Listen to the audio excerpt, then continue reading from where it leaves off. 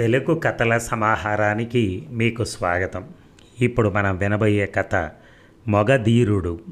రచన T శంభుదాస్ గారు. పూర్ణమ్మ, రుద్రయ్య భార్యాభర్తలు. 10 ఏళ్ల నాడు పెళ్లి పందిరిలో ఇద్దరూ ఒకరినొకరు తగు చక్కగా కుదిరిపోయారని పెళ్లికొచ్చిన అమ్మలక్కలందరూ చాలా సంతోషించారు. కానీ క్రమంగా రుద్రయ్య దుర్వ్యసనాలకు లోనైపోయి ఆరోగ్యం చెడి కోపదారిగా తయారై చీటికి మాటికి భార్య పూర్ణమ్మ మీద చేసుకోసాగాడు.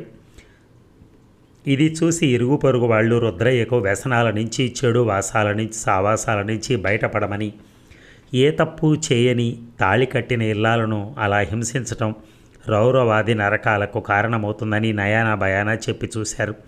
కానీ రుద్రయ్య, ఇది నా భార్య, కొడతాను, నిలువున చీరేస్తాను, నరకాలు స్వర్గాలంటూ మధ్య నాకు నీతులు బోధించడానికి మీరెవరు అంటూ అందరినీ నానా తిట్లు తిట్టాడు. ఇలా ఉండగా ఒకనాడు పూర్ణమ్మ చెరువుకి బట్టలు ఉతకబోయినప్పుడు మాటల సందర్భంలో రుక్మిణమ్మ అనే ఒక పెద్ద ముత్తైదువుకి రోజు తన భర్త పెడుతున్న హింసల గురించి చెప్పుకుంది. ఈ రుక్మిణమ్మ ఎంతో జీవిత అనుభవం గల మంచి వివేకవంతురాలు. పూర్ణమ్మ చెప్పిందంతా శ్రద్ధగా విన్న రుక్మిణమ్మ ఏం చేసింది? నీ భర్త రుద్రయ్య దుందుడుకు ప్రవర్తన గురించి వాళ్ళు వీళ్ళు చెప్పగా విన్నాను. నీ కాపురం నిలవాలన్నా, భర్త చావు దెబ్బల నుంచి బయటపడాలన్నా నువ్వు కాస్త సాహసించాలి. అది నీ స్వభావానికి విరుద్ధమైనా తప్పదు. కావాలంటే నువ్వు పెరిగిన పతివ్రతలు అందరిలోకి మనసులోనే నమస్కరించి, వాళ్ళందరికీ గుర్తు చేసుకుని నమస్కరించి చెంపలేసుకో అంటూ రహస్యంగా ఏదో చెప్పింది. రుక్మిణమ్మ చెప్పింది వింటూనే పూర్ణమ్మ వెలవెలపోతూ, అవును పిన్ని, నువ్వు చెప్పింది సబబుగానే ఉంది. కానీ అంత సాహసం చేయగలనా అన్నది నా భయం. ఆయన పెట్టే బాధలన్నిటికీ విరుగుడు, పుట్టింటికి వెళ్ళిపోవటమే సరైన మార్గమని అప్పుడప్పుడు అనుకుంటూ ఉంటాను అంది. అందుకు రుక్మిణమ్మ అయిష్టంగా తలాడించి, భర్త కోపదారని, చేసే కాపురం వదిలి పుట్టింటికి పారిపోవటం ఏ ఆడకూతురు చేయరాని పని. పైగా నీ పుట్టిల్లు గురించి నీకు బాగా తెలుసు. ఇప్పుడు కని పెంచిన పెద్ద చేసిన తల్లిదండ్రులు లేరా? ఇక ఒక్కొక్క అన్న వదిన. నీ అన్న నిన్ను తోబుట్టు అని ఆదరించచ్చు, మరి నీ వదిన మాట ఏమిటి అని ప్రశ్నించింది. ఆ ప్రశ్నతో పూర్ణమ్మకి తన తల్లిదండ్రులు పోయాక ఇప్పటి పుట్టింటి పరిస్థితులు ఎలా ఉన్నది గుర్తుకొచ్చింది.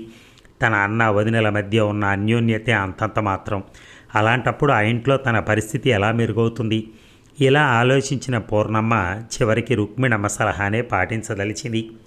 ఆ రాత్రి రుద్రయ్య బాగా పొద్దుపోయాక తూలుతూ ఏదో గొణుక్కుంటూ ఇల్లు చేరుతూనే పెద్ద గొంతుతో, ఎక్కడ పూర్ణ, ఎక్కడా అంటూ 2 సార్లు కేకపెట్టి పూర్ణమ్మ రాకపోయేసరికి, ఇంతవాణ్ణి మొగుణ్ణి పిలిస్తే పలకవా చూడు అంటూ మూలనున్న కర్ర తీసుకున్నాడు.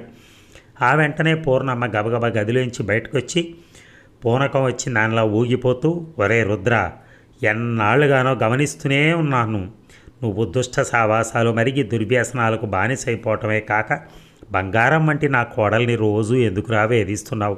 ఇదిగో నీకు తగిన బుద్ధి చెప్పబోతున్నానంటూ రుద్రయ్య చేతిలోని కర్రలాక్కుని అతడి వీపు మీద, భుజాల మీద దబీమంటూ కొట్టసాగింది.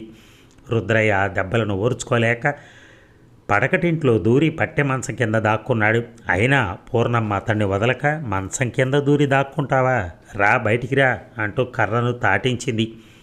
రుద్రయ్య పట్టె మంచం కింద గడగడ వణికిపోతూ, అమ్మ, ఈ క్షణం నుంచి నీ కోడల్ని కొట్టనని, పల్లెత్తు మాట అననని నీ మీద ఒట్టేసుకుంటున్నాను. ఒక్క మాట, నా పేరు రుద్రయ్య, మొగధీరుణ్ణి. మంచం కింద నుంచి బయటికి రాకపోవటం అంతా నా ఇష్టం అన్నాడు. ఆ మాటలతో పూర్ణమ్మ కర్రను అక్కడే పారేసి నవ్వుకుంటూ ఇంటి నడవాలోకి వెళ్ళిపోయింది. అతనికి బుద్ధి చెప్పటానికని ఆమె చేసినటువంటి ఒక ప్లాన్ అన్నమాట అది.